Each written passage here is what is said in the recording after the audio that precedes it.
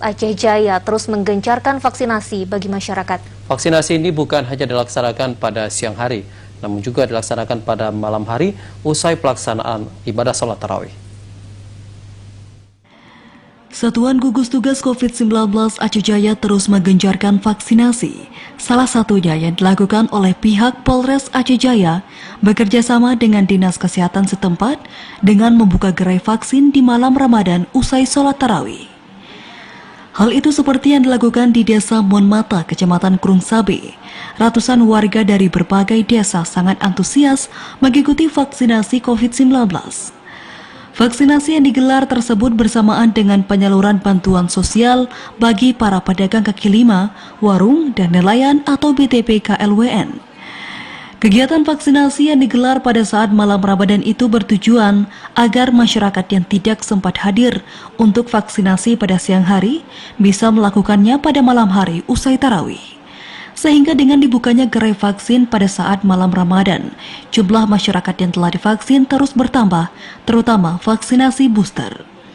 Dan vaksinasi tersebut juga sebagai upaya melanjutkan instruksi Presiden Joko Widodo dan Kapolri Jenderal Listio Sigit Prabowo guna membantu persiapan masyarakat yang hendak mudik Lebaran Idul Fitri 2022. Kabak Ops Polres Aceh Jaya, Kompol Ashari Henry menjelaskan, vaksinasi yang digelar pada malam hari saat bulan Ramadan sebagai upaya mempercepat herd immunity di kalangan masyarakat dalam memutus mata rantai penyebaran COVID-19. Menurutnya, jumlah capaian vaksinasi di Aceh Jaya untuk dosis pertama mencapai 95%, dosis kedua 75%, dan dosis ketiga mendekati 16%. Malam ini 50 orang terkena vaksin karena dosisnya hanya 50, karena di Monmata sendiri sudah banyak yang sudah, dan masyarakat Monmata lebih banyak yang sudah selesai booster. Ada dari Setiabakti dan Krung Sabe dan Monmata.